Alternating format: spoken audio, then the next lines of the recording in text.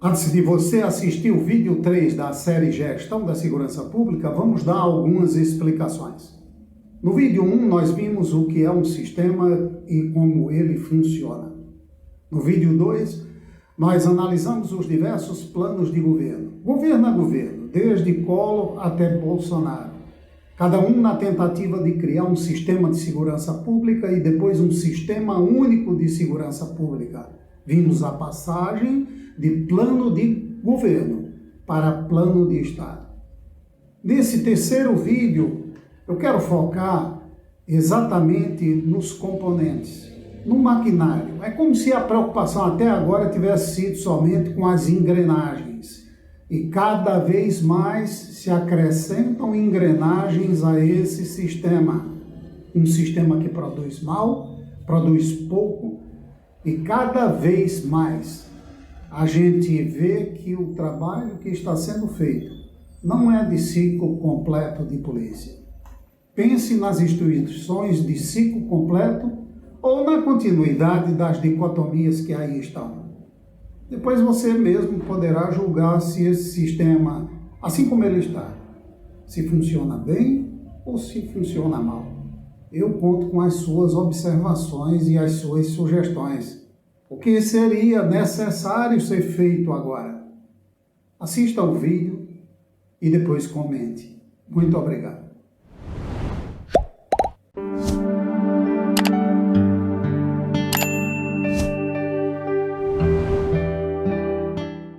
Então, você tem como vai ser daqui por diante. O que é que eu tenho? Vamos a algumas observações interessantes. Você tem, no caso das guardas municipais, tudo que não se queria que fosse uma organização que pegasse a estética militar. Na implantação das guardas municipais, vários oficiais, várias pessoas que vieram das Forças Armadas ou das polícias militares, durante algum tempo, comandaram essas guardas, implantaram e comandaram. E, logicamente, que regulamentos, o que eles sabiam fazer de marchar, de dar continência, das hierarquias, das disciplinas e tal, isso foi pegando uma conformidade que hoje vê-se pouca diferença na estética, entre guardas municipais e polícias militares e estaduais. Com algumas ressalvas que às vezes no uniforme, enquanto se padronizou o azul marinho em quase todo o Brasil, ainda tem guardas municipais usando uniformes de cores diferentes, até vermelho. Mas note que nas insígnias, note que no armamento, note como proliferou inclusive a visão de guarda municipal com operações especiais, caveira, tal. Toda essa parafernália que veio das polícias militares, ela hoje você consegue identificar presente nas guardas municipais, e não percam de vista novamente aquela integração levando a uma polícia municipal, que é o que já se fala muito, escrevendo-se nas viaturas e colocando nos uniformes. Nos estados permanece a dicotomia entre polícia civil e polícia militar. E mesmo na questão estética, se você pegar os grupamentos de operações especiais da Polícia Civil, estão lá uniformizados. Você não faria uma distinção vindo de fora quem é Polícia Civil, quem é Polícia Militar. Mas nos estados, a questão polícia permanece ainda nessa dualidade, nessa polícia de ciclo incompleto, Polícia Civil e Polícia Militar. A novidade também é que é estranho não estar previsto na Constituição, mas muitos estados criaram a Polícia Científica. Interessante que ninguém implicou com Polícia Científica como implicou com Guarda Municipal ser polícia ou não ser polícia. Está na Constituição, pode ou não pode, não há previsão. A Guarda Municipal pelo menos estava lá no parágrafo 8º. A Polícia Científica não tem previsão onde é que ela está e criou-se em vários estados a Polícia Científica, que funcionava dentro das polícias civis. Médico legista, agentes que vão identificar, feito CSI, os DNA e tal, dentro da Polícia científica, não é? Papiloscopista, tal, todas essas carreiras que eram dentro da Polícia Civil, em alguns estados permanecem, mas em outros foram criados e separados. Agora você tem uma novidade em meio a essa situação toda que a gente está vendo. Os agentes penitenciários, agora, por emenda constitucional 104, eles passam a ser polícia penal. Eu fico pensando que polícia era uma coisa que até era cantado de forma jocosa. Polícia, para que polícia? Para quem precisa de polícia tal. E a vontade de destruir polícia. Agora a gente vê todo mundo quer ser polícia. Aí aparece polícia penal.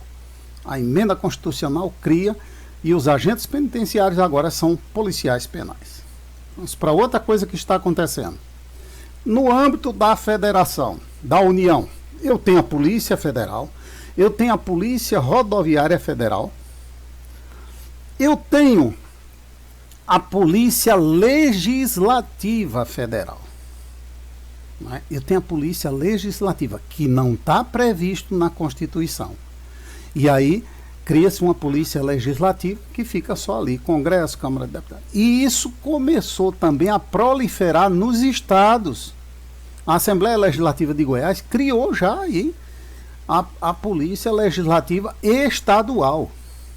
Então surgem polícias que não estão na Constituição.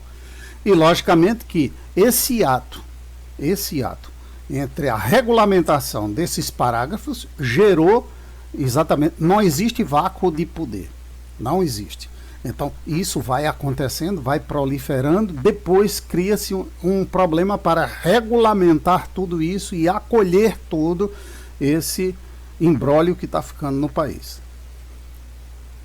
Chega a vez do Exército, das Forças Armadas, também ocupam, não é?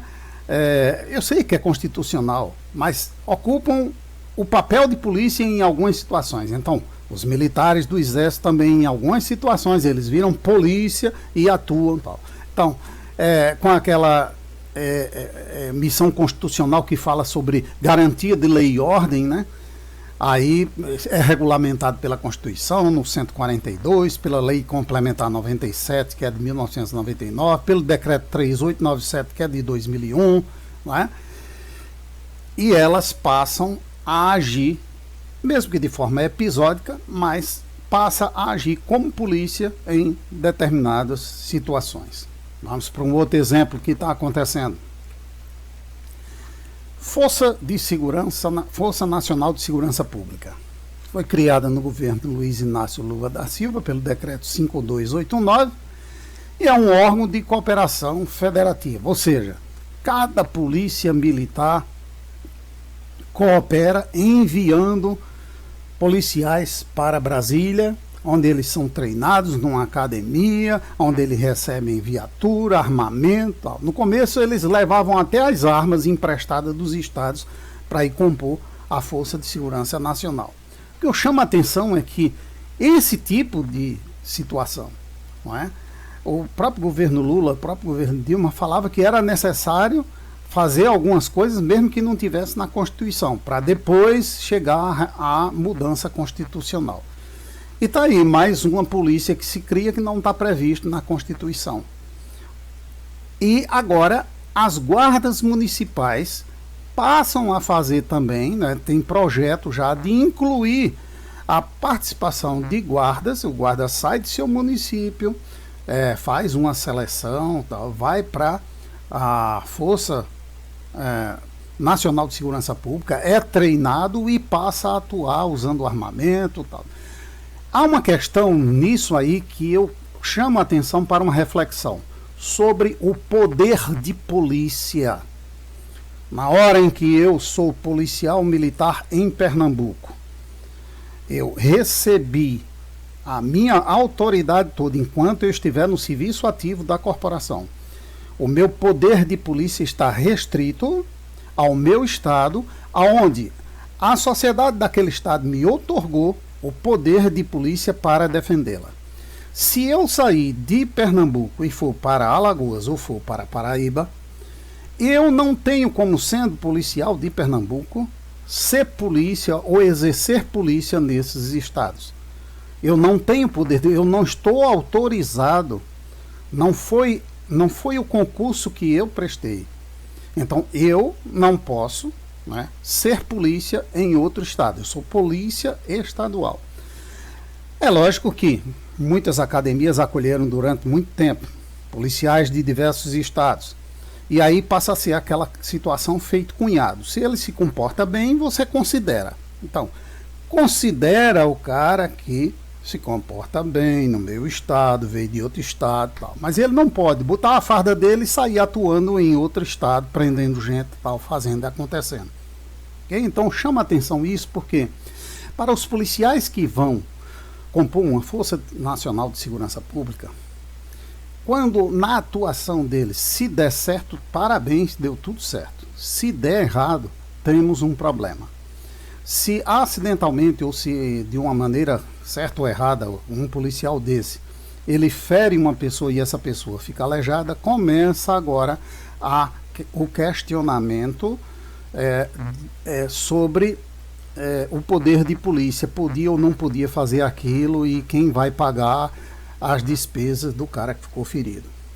E se for ele que ficar ferido, há um questionamento legal também de dizer se ele estava de serviço ou se ele estava atuando fora do serviço do estado dele para qual ele foi outorgado a funcionar com o seu poder de polícia local ou estadual, tal. Se matar ou se morrer, não. Se matar alguém, aí vira inquérito e aí coitado do que morreu e coitado da viúva que ficou para saber por que o marido morreu.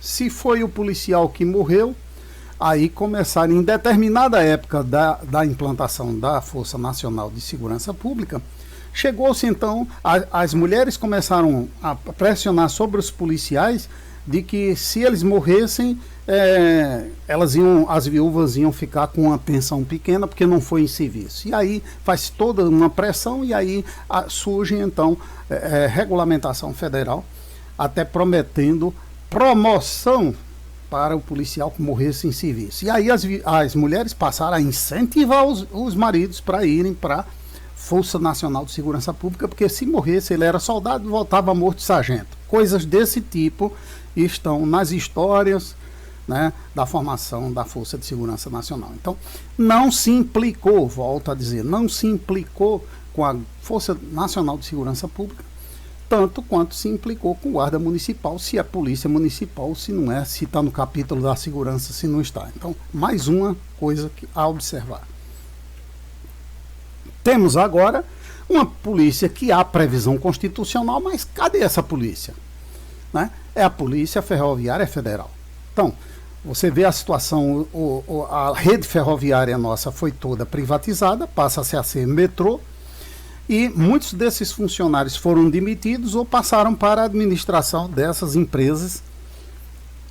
E aí ficou toda uma guerra constitucional sobre o que fazer com esses funcionários. Isso está sendo retomado, isso está sendo discutido, mas é como se disse, tem polícia que está prevista na Constituição, mas não existe, e tem polícia que não tem previsão constitucional, mas existe e prolifera em todo o país. Recentemente, eu vi que existe até projeto, e tá aqui, peguei no E-Cidadania, né, ideia legislativa, vinda do cenário, polícia privada é projeto, o projeto é tornar os vigilantes em polícia privada e fortalecer a segurança da sociedade, garantir a autonomia dos vigilantes. Porque na Lei 7102, que é a lei que regula o serviço de vigilância privada, fala que ele é uma extensão da segurança pública. Pronto, suficiente para agora o vigilante também querer ser polícia e polícia privada. Eu fico pensando naquele segurança de rua, naquele segurança, coitado, da turma do apito que está nas esquinas, se ele daqui um pedaço também não vai querer ser polícia. Meus alunos, encerro então essa reflexão sobre os diversos sistemas de segurança pública nos diversos governos, para que então o próximo passo a gente possa se debruçar sobre os conceitos, sobre aquilo que está por vir, o Sistema Único de Segurança regulamentado e com uma política agora não mais de governo, mas uma política de Estado, que dura 10 anos e que só outra lei pode derrubar. Muito obrigado por sua atenção.